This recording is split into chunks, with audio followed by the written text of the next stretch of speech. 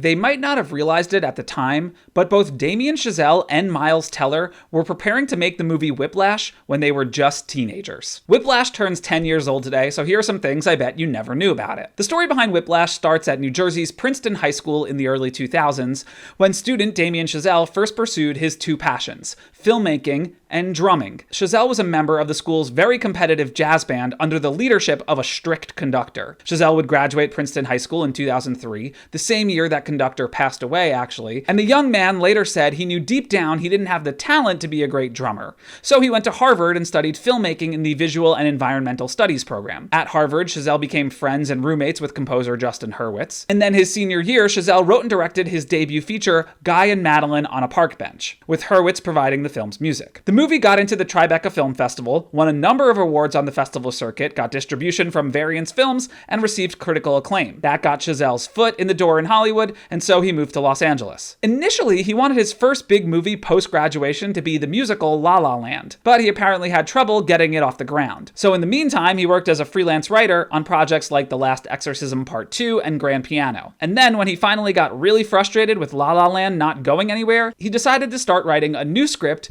inspired by his experience in high school jazz band. As he told The Blacklist, quote, "I just thought, that's not working, let me put it away and write this thing about being a jazz drummer in high school." He based the hard-ass conductor on his late teacher, but, quote, pushed it further by adding inspiration from legendary hothead drummer Buddy Rich and other notoriously aggressive band leaders. Miles Teller's character is seen listening to Buddy Rich in the movie as foreshadowing. At first, Damien Chazelle didn't want to show the script to anyone because it felt too personal, but eventually it got into the right hands, and the screenplay made The Blacklist in 2012, an annual list of the best unproduced scripts in Hollywood. Off of that success, Jason Reitman's Right of Way Films and Jason Blum's Blumhouse Productions picked up the project, and they suggested that Chazelle take 15 pages of his script and turn it into a short film as a proof of concept. Some reports say they were also having trouble finding funding for a feature. So that same year, Chazelle directed the 18-minute short film version of Whiplash. He wanted Miles Teller to play the lead Andrew in the short, but the actor wasn't available, so he cast Johnny Simmons, best known for playing young Neil in Scott Pilgrim, instead. And off a suggestion by Jason Reitman, Chazelle cast J.K. Simmons as the conductor and teacher, Terrence Fletcher. J.K. Simmons comes from a family of music educators. His mother was a middle school music teacher, and his father was the director of the music department at the University of Montana, where Simmons himself earned a music degree. The actor plays piano and is a singer. The short film got into the 2013 Sundance Film Festival, where it impressed audiences and won the Short Film Jury Award. You can watch it for free on YouTube today, by the way. The short's success at Sundance attracted investors for a feature-length version,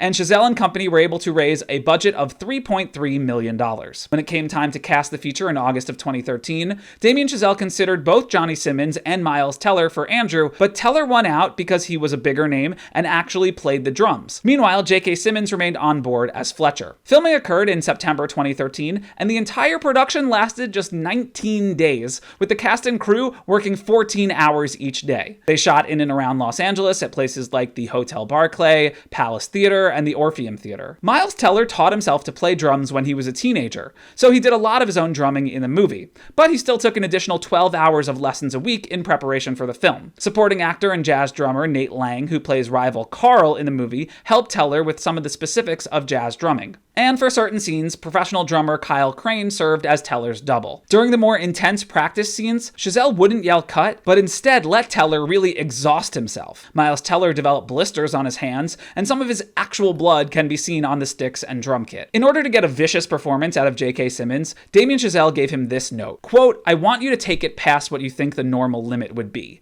I don't want to see a human being on screen anymore. I want to see a monster, a gargoyle, an animal." A lot of the band members seen in the movie were real musicians and music students, and Chazelle tried to capture their actual expressions of fear and anxiety when J.K. Simmons went at them. Thankfully, J.K. Simmons did not stay in character between takes. As Chazelle told the AV Club, Simmons was as sweet as can be when the cameras weren't rolling, which, quote, kept the shoot from being nightmarish. J.K. Simmons improvised the line where he calls Andrew a self-righteous little prick, and when it came time to film the slap, Simmons and Teller filmed several takes just miming the slap, and then on the last take, the actors did it for real, and that's the shot in the movie. Later in the shoot, J.K. Simmons suffered 2 cracked ribs when Miles Teller tackled him, but he kept filming despite injury. And in an eerie moment of life imitating art, Damien Chazelle was involved in a serious car accident near the end of the shoot. He was hospitalized with a possible concussion, but returned to set the next day to finish the movie on time. In post-production, Damien Chazelle brought his old Harvard roommate, Justin Hurwitz, on board to do the score. And you know when Andrew is on a date with Nicole in the movie and he recognizes the song in the background as a Jackie Hill track from 1938? Jazz artist Jackie Hill doesn't actually exist. It was a new song composed by Justin Hurwitz. In post-production, Chazelle cut a scene that featured Fletcher and Andrew meeting in the conductor's office. That scene took up a full day of the 19-day shoot, so while it might have been hard to cut, Chazelle said it did help Teller and Simmons develop their chemistry. At some point in the process of making the movie, Damien Chazelle received the dumbest studio note of all time. An executive apparently asked him to cut the final drum solo, saying, "We get it, he's good at drumming." The whole point of the movie is that finale, so obviously Damien Chazelle disagreed and left it in. Also, at some point in the process, Jason Reitman convinced Chazelle to cut a scene that featured just Fletcher alone in his apartment after Andrew's first rehearsal, mainly because the rest of the movie is from Andrew's perspective, and this would break that up. And yeah, Miles Teller is in every single scene of the movie. We never leave his point of view. In total, the film was shot, edited, and submitted to the Sundance Film Festival in just 10 weeks. So then in January 2014, Whiplash made its world premiere at the 2014 Sundance Film Festival, where it was a smash hit, winning the Audience Award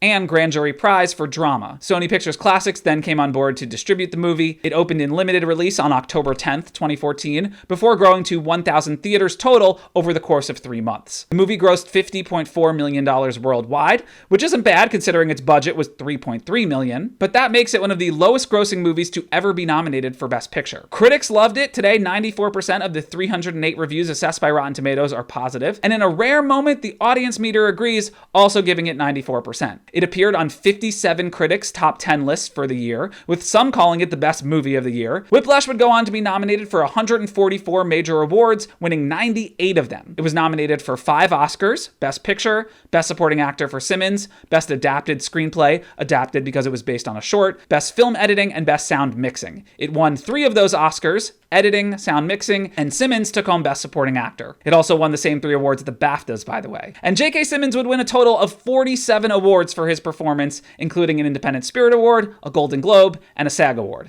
Its soundtrack was nominated for a Grammy, but lost to Birdman, and the movie is currently the 39th highest-rated film on IMDb. In 2020, Empire named it number 13 in the list of the 100 greatest movies of the 21st century, and this year, in honor of the 40th anniversary of the Sundance Film Festival, 500 filmmakers and critics were asked to rank the festival's best movies of all time, and Whiplash was named number 1.